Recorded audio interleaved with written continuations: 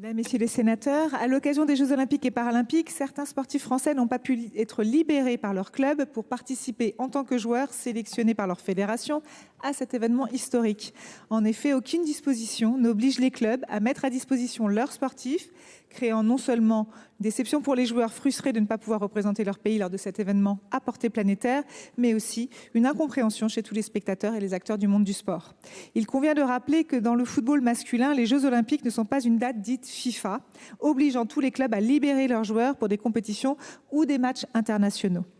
Et afin de participer au rayonnement de la France dans le cadre des compétitions internationales, cette proposition d'amendement gouvernemental vise à rendre obligatoire la mise à disposition par un club français d'un sportif français pour sa participation aux Jeux Olympiques et Paralympiques s'il en était besoin, dès lors qu'il est convoqué par sa fédération. Tout manquement à cette obligation peut être sanctionné par la fédération concernée. Merci Madame la Ministre. Monsieur le rapporteur, votre avis. Merci Madame la Présidente. Oui, Madame la Ministre, vous l'avez rappelé, lors des derniers Jeux Olympiques et Paralympiques de Paris 2024, on a pu observer certaines réticences, voire des refus de libérer des athlètes par des clubs pour des motifs économiques. Et c'est vrai que ça a été préjudiciable certainement pour les équipes de France. De telles situations portent préjudice non seulement à la carrière des athlètes concernés, parce que certains auraient aimé peut-être participer à cet événement planétaire, mais aussi à la qualité et à l'attractivité des compétitions et aux performances des équipes de France. Or, de tels mécanismes existent à l'étranger en faveur des sélections nationales. La Fédération internationale de football le prévoit également pour ces compétitions. Donc, il convient de mettre en place ce dispositif en France. Donc, l'avis de la Commission est favorable. Mais, Madame la Ministre, je souhaiterais aussi connaître votre avis sur le fait que aujourd'hui, si on parle, vous avez parlé tout à l'heure de l'équipe de France de football, on sait que beaucoup de joueurs jouent à l'étranger, donc ce dispositif ne concernerait que les clubs français, donc déjà on voit que la portée est un peu limitée. Et ma deuxième question, Madame la Ministre, on parle des Jeux Olympiques et Paralympiques, qu'en est-il des autres compétitions internationales? On sait aussi que des grandes compétitions sont organisées chaque année avec des championnats du monde, des championnats d'Europe. Est-ce que ce dispositif pourrait être étendu à certaines de ces compétitions? Parce que l'enjeu aussi là est primordial pour certaines fédérations de pouvoir récupérer pour ces grandes compétitions les athlètes les meilleurs pour représenter la France. Donc c'est un avis favorable pour les Jeux Olympiques et Paralympiques, mais quelle est aussi la suite pour d'autres grandes compétitions internationales?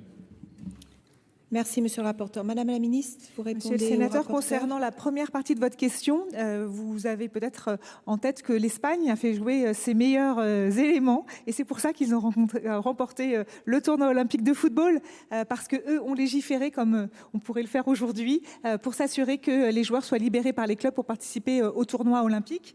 C'est vraiment tout le sens de la proposition d'aujourd'hui et ça nous semble essentiel et ce n'est possible que pays par pays, réglementation par pays, puisque vous l'avez compris, la FIFA ne considère pas les Jeux Olympiques comme des dates FIFA. Donc on est obligé de le faire pays par pays. C'est bien malheureux, mais c'est ainsi. Pour ce qui concerne l'extension de cette mesure à d'autres disciplines, et donc championnat d'Europe chez les jeunes, il y a des impacts à mesurer. Je ne suis pas certaine que nous soyons à ce stade de mûr pour mesurer les différents impacts que ça pourrait avoir, mais c'est un sujet que l'on peut ouvrir et sur lequel on peut travailler. Mais là, dans les temps impartis de nos discussions jusqu'à venir ici au Sénat aujourd'hui, nous n'étions pas prêts pour être tout à fait transparente avec vous, mais ouvrons le sujet. Je vous remercie. Monsieur le rapporteur, je vous en prie. Oui, juste merci d'abord pour cette réponse, Madame la Ministre. Donc, si dans le cadre de la navette, ce sujet peut être évoqué, parce que certains nombres de présidents de fédérations nous ont sollicité pour avoir cette possibilité-là. Donc, si dans le cadre de la navette, ça peut être travaillé, ça serait parfait. Merci. Merci. Monsieur Hugonnet pour explication de vote. Merci Madame la Présidente. Tout le monde a bien compris que l'heure est, une fois n'est pas coutume, à la rigueur, à la contrainte et que le football professionnel doit faire l'objet de cette rigueur et de cette contrainte. Nous l'avons bien compris depuis le début des débats. Madame la Ministre, sauf votre respect, votre amendement, comment dire, symbolise le fait que vous ne connaissez pas la vie d'un club professionnel et ce qui pèse sur un joueur professionnel, véritablement. Vous pourrez mettre toutes les contraintes que vous voudrez, vous verrez apparaître des phénomènes qui feront que tout ça restera lettre morte. Je vous remercie. Bien. Je vais mettre aux voix l'amendement du gouvernement qui a eu un avis favorable de la commission. Qui est pour? Qui est contre? Qui s'abstient? Il est adopté.